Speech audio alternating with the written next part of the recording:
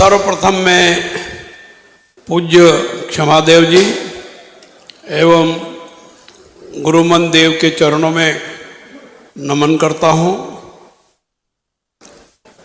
राष्ट्र संत गुरुदेव श्री असंगदेव जी को नमन करता हूँ। तपोभूमि कबीरधाम आश्रम में आयोजित समारोह में मंच पर उपस्थित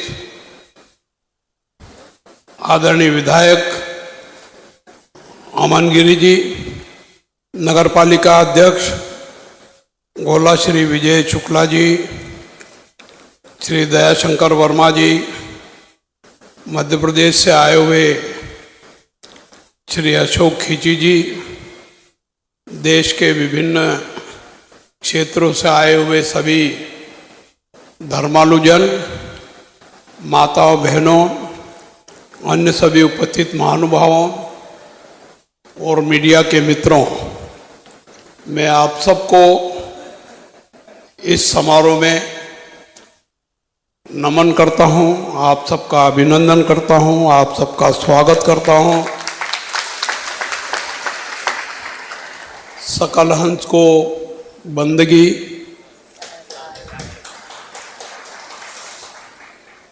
हमारे बीच में विराजमान सदगुरु श्री क्षमादेव जी के शिष्य राष्ट्रीय संत श्री असंगदेव जी, जो देश दुनिया में सदगुरु कबीर साहब की भक्ति का प्रचार प्रसार कर रहे हैं,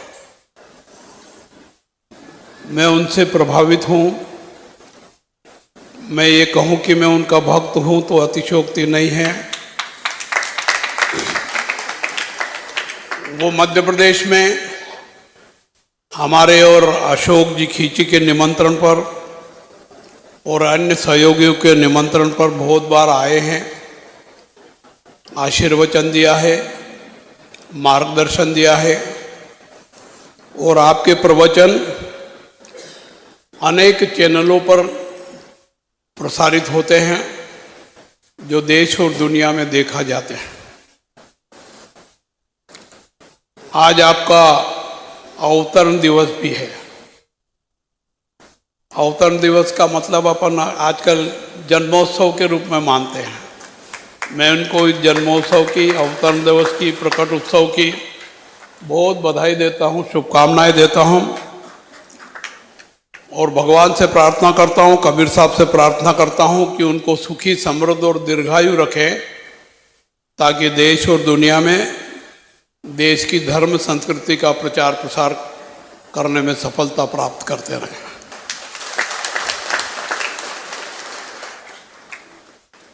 कबीरधाम भारतीय भक्ति आंदोलन के महान संत कबीरदास जी से जुड़ा हुआ है, जो उनके उपदेशों और शिक्षाओं को आगे बढ़ाने का कार्य पूर्ण निष्ठा के साथ कर रहा है। मैंने इस धाम का नाम 7-8 वर्षों पहले से सुना। इच्छा थी कि जाकर के कबीर संतों के दर्शन करूं, असंग साहब के गुरुदेवों का दर्शन करूं और आशीर्वाद प्राप्त करूं। यहाँ के आश्रम के सभी कर्ता धर्ता मेरे से बार बार कहते थे कि आप हमको इधर तो बुलाते हो और आप लखीमपुर खीरी के हमारे कबीर धाम में आए। तो मैंने आज जैसे तैसे समय निकाल करके हाँ की और आने का तय किया।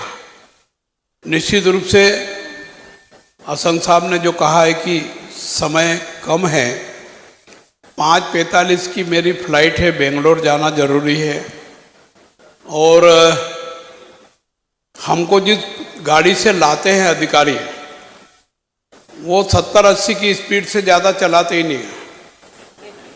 हम 9:10 पर एयरपोर्ट से चले तो यहाँ बराबर 12:10 पर आए, मतलब कम से कम 3 घंटे लग गए। और 3 घंटे लग गए इसका मतलब हमको किसी भी हालत में 2 बजे संत श्री से अनुमति लेकर के यहाँ से प्रस्थान करना है। महान संत और कवि कबीरदास जी ने अपनी रचनाओं और कार्यों के माध्यम से समाज में व्याप्त रूढ़िवादिता और कुरीतियों को समाप्त करने और लोगों को व्यसन मुक्त करने की दिशा में महत्वपूर्ण काम किया है और मार्गदर्शन किया है। सामाजिक समता, समन्वय और समरसता का वातावरण बनाने का भी उनका प्रयास रहा है, जो आज भी प्रासंगिक है और हम सब लोगों के लिए प्रेरणा का आधार भी है। हमको सामाजिक समता, समन्वय और समरसता का वातावरण बनाने की दिशा में प्रयास करना चाहिए। संत कबीर की शिक्षाएं सदियों बाद भी, अर्थात आज भी 550-600 साल बीतने के बाद भी आज भी उतनी ही प्रासंगिक है जिस समय कबीर साहब ने ये बातें कही थी। मुख्य रूप से मैं एक बात का उदाहरण देना चाहता हूँ। आजकल हम स्वयं का मंथन नहीं करते, स्वयं पर आत्मविश्लेषण नहीं करते हैं, और क्योंकि दूसरों को देखते हैं तो सामने वालों की कमजोरियां हमको दिखाई देती हैं।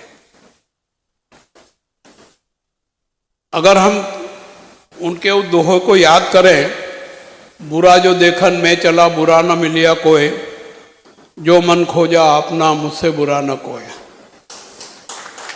हम मानव हैं, हम में कितनी मानवीयता है, हम इंसान हैं, कितनी इंसानियत है।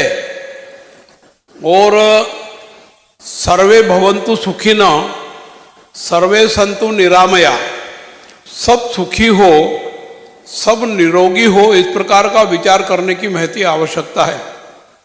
अगर आप इस प्रकार की विचार करेंगे तो आपको लगेगा कि मेरे में भी बहुत सारी कमियां हैं, और अपना जीवन सार्थक करने के लिए, अपना जीवन सफल करने के लिए आत्ममंथन का जो निष्कर्ष निकलता है उस पर हमको चलने का प्रयास करना चाहिए। और सदगुरु असंग साहब भी इसी प्रकार की प्रेरणा देते हैं। फिर एक उनका प्रसिद्ध दोहा था, बड़ा हुआ तो क्या हुआ जैसे पेड़ खजूर, पंथी को छाया नहीं फल लागे अति दूर। आजकल बहुत सारे लोग बड़े हो जाते हैं, अपने आप को बड़ा मानने भी लगते हैं, परंतु उनमें मानवीय गुणों का जितना पुट होना चाहिए उसकी कमी महसूस की जा रही है।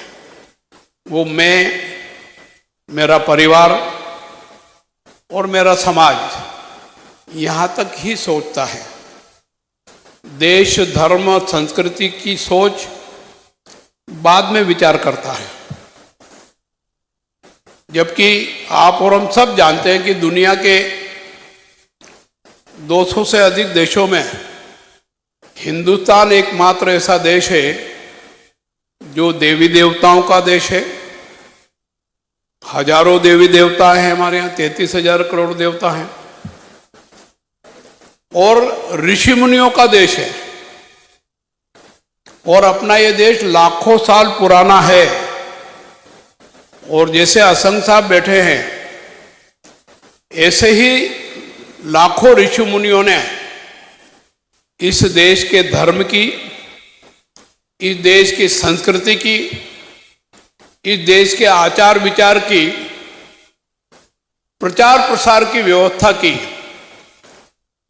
और दुनिया में आज भी भारतीय धर्म, भारतीय संस्कृति, भारतीय सभ्यता अपनी पताका फहरा रही है।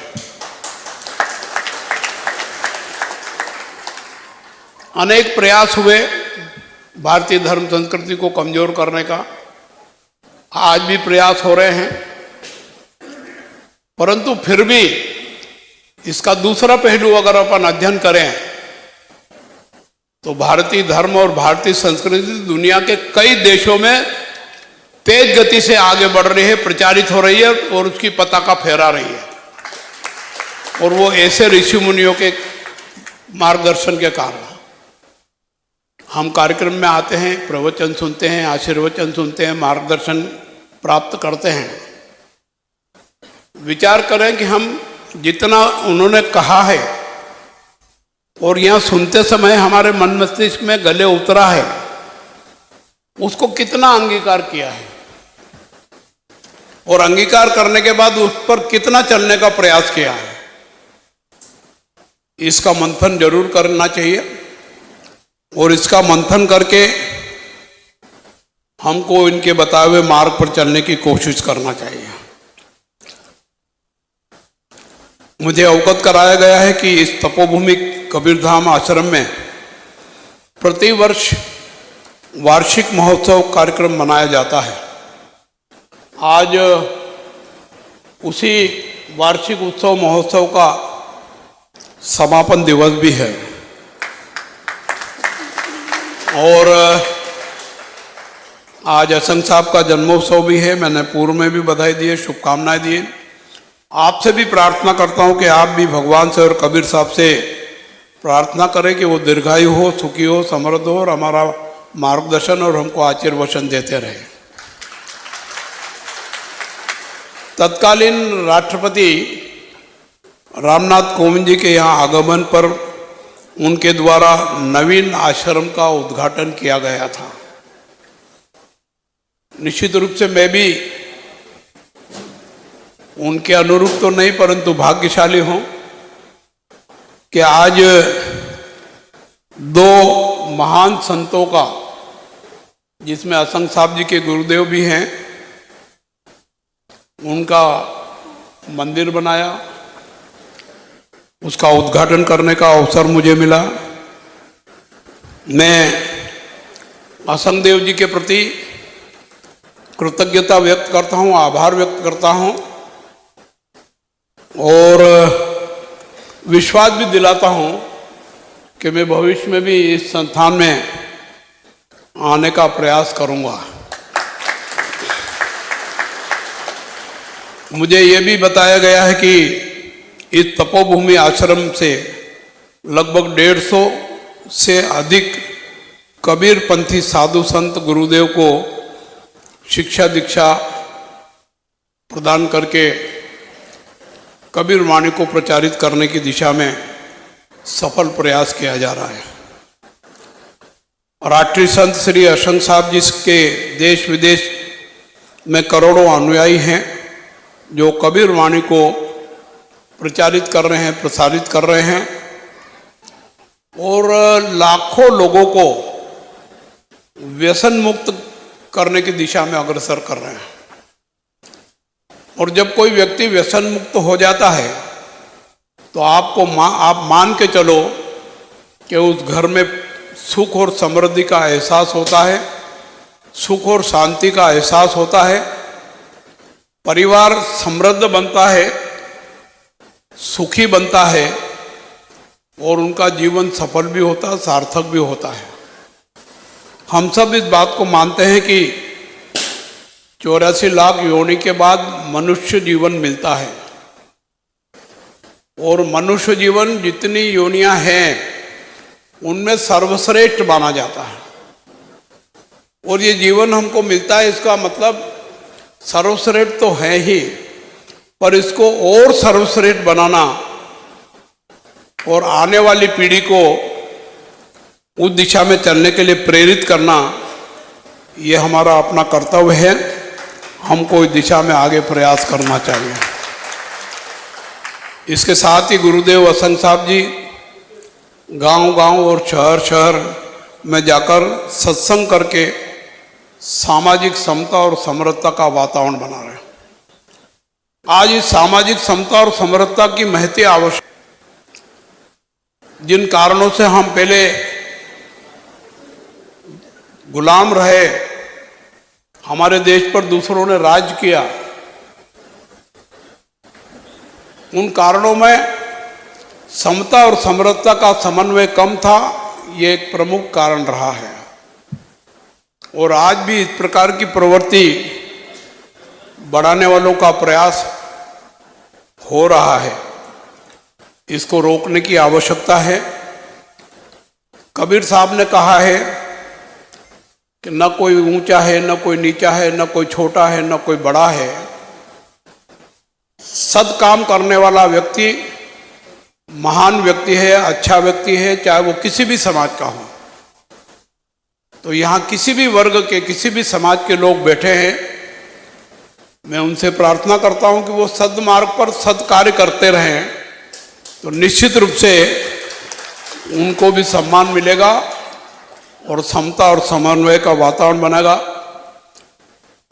मैं और मेरा परिवार सर्वोच्च है, इस बात को महत्व देना चाहिए, परंतु इससे ज्यादा महत्व देश को देने की आवश्यकता है। देश सर्वोपरि है, देश सर्वोच्च है।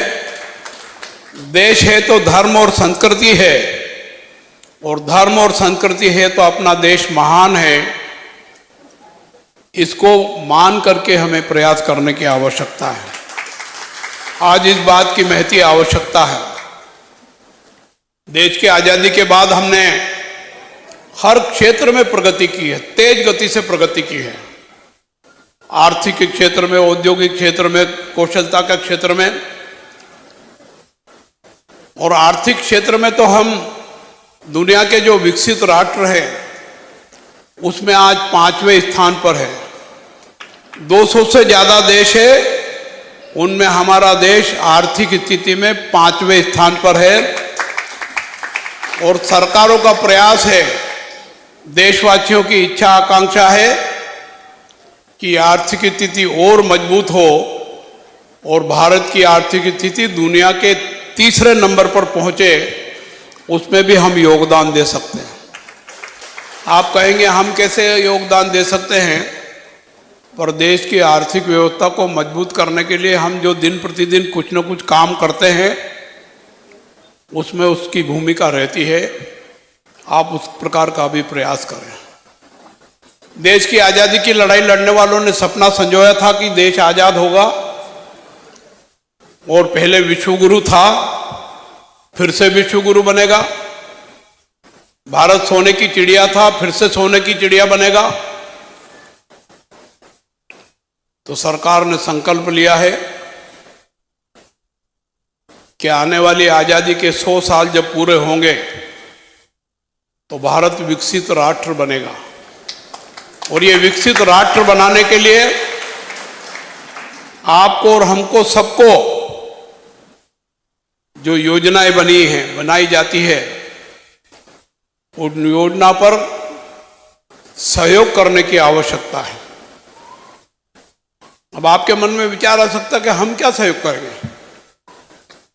परंतु आप सकारात्मक भूमिका निभा करके, सकारात्मक सोच के साथ काम करेंगे तो मैं कह सकता हूं कि आज़ादी के दीवानों ने जो आज़ादी की लड़ाई लड़ी थी, वो जब आज़ादी के 100 साल पूरे होंगे तो उनको ये पता लगेगा, उनकी भावी पीढ़ी को पता लगेगा कि उनका सपना साकार हुआ है और देश विकसित राष्ट्र बना है। मैं आप सबसे अपील करना चाहता हूं कि हर अच्छे काम में हम अपना योगदान दें। असंग साहब, मेरी जाने की इच्छा तो कम होती है, परंतु क्या करें, आपने दायित्व ही ऐसा दिला रखा है। मुझे 2 बजे निकलना है, इसलिए बहुत ज़्यादा कुछ कहने की आवश्यकता महसूस नहीं करता हूँ। आपके आशीर्वचन की कामना करता हूँ। आपके चरणों में नमन करते हुए आपका आशीर्वचन चाहता हूँ, और आशीर्वचन आपने दिया है, आपसे अनुमति चाहता हूँ और आपसे प्रार्थना करता हूँ कि सर्वे भवन्तु सुखिनः, सर्वे सन्तु निरामया, सब सुखी हो, सब निरोगी हो। इस प्रकार का प्रयास करने में हम अपना योगदान दें। इसका मतलब ये है कि हमको कोई कष्ट न दें और हम किसी को भी कष्ट न दें, और अगर कोई कष्ट में है पास पड़ोस वाला तो यथा योग्य जो मदद कर सकते हैं ऐसी मदद करने की कोशिश करें। निश्चित रूप से समाज में भी सुधार होगा और देश आगे बढ़ेगा। देश का धर्म, देश की संस्कृति, देश की सभ्यता, देश का आचार विचार विश्व में प्रचारित होगा, और हमारे देश के ऋषि मुनि देवी देवता साधु संत ये सोचते हैं कि विश्व कल्याण और विश्व में शांति स्थापित हो, हमारे सद्मार्ग पर चलने के कारण इस प्रकार के मार्ग पर हम आगे बढ़ते जाएंगे और एक दिन ऐसा आएगा कि विश्व में विश्व का कल्याण और विश्व की शांति होगी। मुझे चांदी का मुकुट पहनाया, आपने मुझे पहनाया, वो मेरी संपत्ति हो गई, पर मेरी वो संपत्ति मैं यहीं इस संस्थान में भेंट करके जाना चाहता हूं। मैं भेंट करता हूं, मुझे इसकी अनुमति दें। मैं आपके चरणों में, मैं नहीं करता, मैं, आपने मना किया था, परंतु मेरी प्रार्थना है कि इसको स्वीकार करें। मैं ये यही भेंट करता हूं और जो बना के लाए हैं उनको भी इसके लिए बधाई देता हूं, शुभकामनाएं देता हूं। वो वहाँ खड़े हैं।